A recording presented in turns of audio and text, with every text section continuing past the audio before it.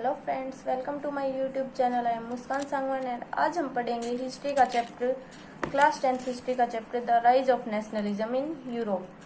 कल के जो वीडियो था उसमें हमने बहुत कुछ पढ़ लिया था, कई टॉपिक्स पढ़ लिए थे, तो आज हम आगे पढ़ते हैं। अगर आपने वो वीडियो नहीं देखा है तो आप मेरे चैनल पर जाकर देख सकते हैं। तो अब हम शुरू करते हैं लिबरल नेशनलिज्म से। तो लिबरलिज्म क्या होता है? लिबरलिज्म होता है जो एक लैटिन वर्ड से डेराइव किया गया है। Liberalism meaning free. फ्री मतलब जब हम कोई भी कंट्री आज़ाद होता है तो उसे हम लिबरलिज्म कहते हैं। जो पीपल अपने आप को इंडिपेंडेंट समझने लगते हैं उसे लिबरलिज्म कहते हैं। अब हम बात करते हैं कि लिबरलिज्म जो है वो मिडिल क्लासेस के लिए क्या था। तो मिडिल क्लासेस के लिए लिबरलिज्म था कि वो इक्वलिटी के साथ रह सकते हैं अपने देश में और लोगों के इक्वल राइट्स प्राप्त कर सकते हैं। तो ये तो बात हुई मिडिल क्लासेस की। अब हम बात करते हैं कि पॉलिटिकली लोग क्या सोचते थे इसके बारे में। पॉलिटिकली सोचते थे कि अगर लिबरलिज्म आ जाता है तो जो कंट्री के जो पीपल थे उनके द्वारा चूज की हुई गवर्नमेंट भी आ जाएगी। तो ये तो बात हुई पॉलिटिकली। अब हम बात करते हैं इकोनॉमिकली इसके क्या फायदे हैं।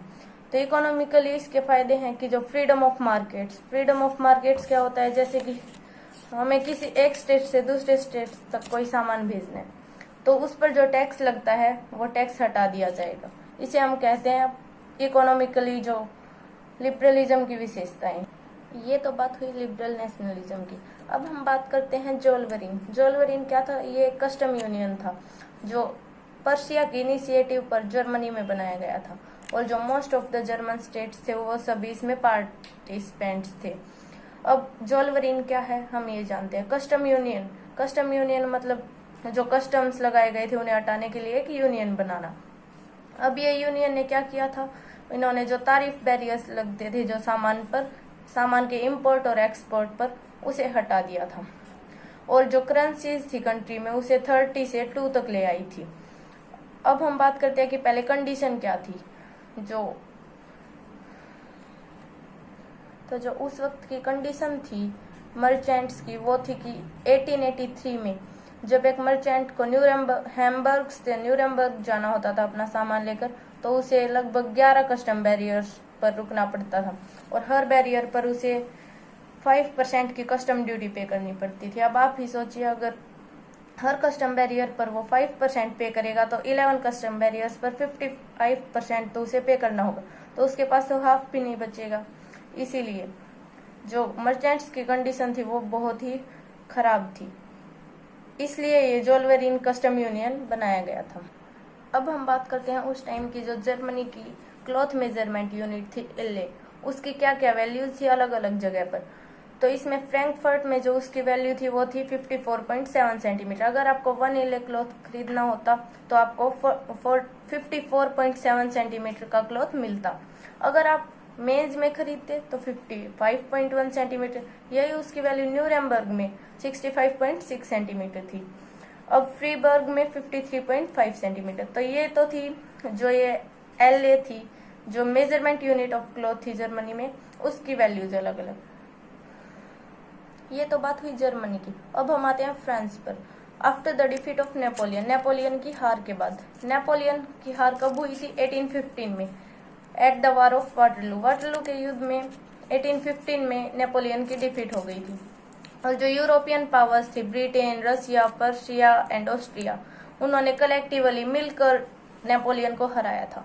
तो अब नेपोलियन की डिफीट के बाद क्या हुआ, जो उसने जो भी काम किए थे, जो कि उसके बाद राजा कौन बनेगा, इन सभी को डिस्कस करने के लिए एक वियना कांग्रेस बुलाई गई थी। इसे हम ट्रीटी ऑफ वियना भी कहते हैं।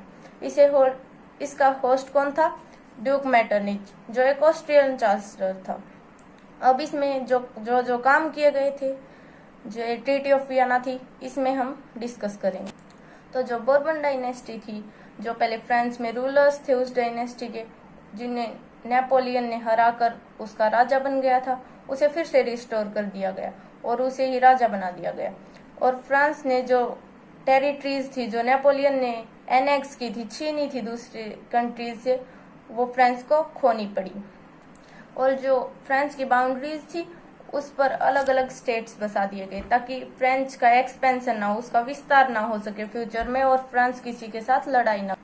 नीदरलैंड्स को फ्रांस के नॉर्थ में सेटअप कर दिया गया था, जबकि जो जेनेवा था वो पिडमोंट के साथ ऐड कर दिया गया था साउथ में। फिर हम बात करते हैं पर्शिया की, तो पर्शिया को वेस्ट में सेटअप कर दिया गया था, और फ्रांस के ईस्ट में जो रसिया है उसको पोलैंड का कुछ पार्ट दिया गया था और उसे सेटअप कर दिया गया था। और जो 39 स्टेट्स फेडरेशन थी जो नेपोलियन के द्वारा बनाई गई थी उसे ऐसे ही अनटच छोड़ दिया गया था, उसमें कुछ बदलाव नहीं किया। अब हम पढ़ेंगे एक बहुत ही इम्पोर्टेंट रिवॉल्यूशनरी के बारे में, जिसका नाम है जोसेफ मैजिनी। जोसेफ मैजिनी एक बहुत ही फेमस रिवॉल्यूशनरीज में से है। इटली का एक रिवॉल्यूशनरी था जोसेफ मैजिनी। उसका जन्म हुआ था जेनेवा में 1807 में, और वो एक सीक्रेट सोसाइटी का मेंबर बन गया था।